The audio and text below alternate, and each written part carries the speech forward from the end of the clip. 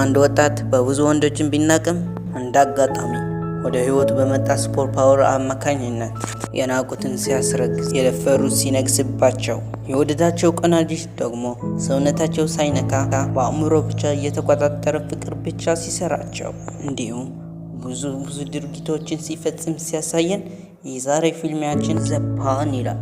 እንዲሁም በአጭር ተቆራርጦ ቀርበላችኋል። እንደተለመደው ላይክ ሼር በማድረግ ድጋፋችሁን እንድታሳዩን እንጠይቃችኋለን። አሁን በቀጥታ ወደ ፊልማችን።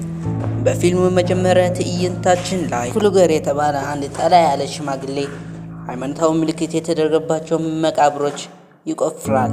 አንድ ሃይማኖታዊ ስርዓት እያከናወነ ይመስላል። ከተወሰኑ ደቂቆች በኋላ ፍሉገር ከመቃብሩ የራስ ቅል ያወጣል። ነገር ግን አንድ ኃይለኛ ፓወር በጭስ መልክ መስሎ ወደ ኋላ ያስቀነጥረዋል። ፍሉገር ተጎድቶ እንደማይቃሰት አንዳች ያቀደው እቅድ እንደተፈጸመለት ባለ ጉዳይ ከት ብሎ ይስቃል። ትዕይንታችን ሲለወጥ ኬሊ የተባለው የ20 ዓመት ወጣት ልጅ ወደ ማርኬት ሲገባ እንመለከታለን። ኬሊ የወረቀት ማኘክ ልምድ ስለነበረው ጓደኞቹ ትራሽካ ወይንም የቆሻሻ ማጣያ ብሎ ስም አውጥቶለታል። ትታቸው ወደ ውስጥ ይመለስና ዶሚኒክ የተባለች ከልጅነቱ የሚያፈቅራት ልጅ ከጓደኞቿ ሆና ያያታል። ደፍሮ ፍቅሩ አይናገርም። ሲያያት ይሽኮረመማል። ሌቼን፣ ቶሊ፣ ሊድና ኮራን የትምህርት ቤቱ ጋንግስተሮች ከሱፐር ማርኬቱ ውጭ ጠብቀው ይይዙታል። ኬሊም ወደ ቆሻሻ ማጣሪያ በጭንቅላቱ ያስገቡታል። ይህንን ቪዲዮ ቆርጠው ወደ ሶሻል ሚዲያ ይለቁታል። ኬሊም በቀጣይ ሲሄድ ሁሉንም እያዋረዱት ነበር።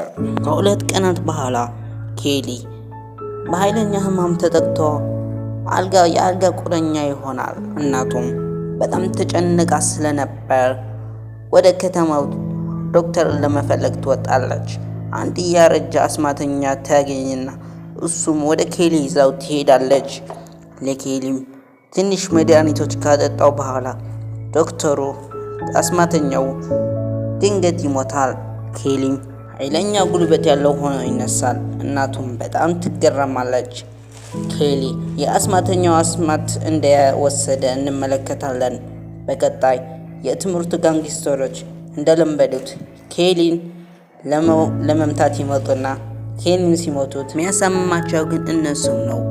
አንድ ተማሪ በጣም ተነናቅቶ ሁለተኛ ቡጢሳ ሲያርፍበት ተመልሶ ራሱን ያሳመዋል። በዚህም ተነናቅቶ በጣም ሁሉም ይበተናሉ። ፔሪም የዚህ ትምህርት ቤት ንጉስ ይሆናል። ታሪካችን በዚህ ያበቃል። ቪዲዮ እንደተመቻችሁ አልጠራጠርም። ቪዲዮውን ላይክ፣ ቻናሉን ሰብስክራይብ በማድረግ ደግፉኝ። በቀጣይ ቪዲዮ እስከምንገናኝ ድረስ ይመቻችሁ።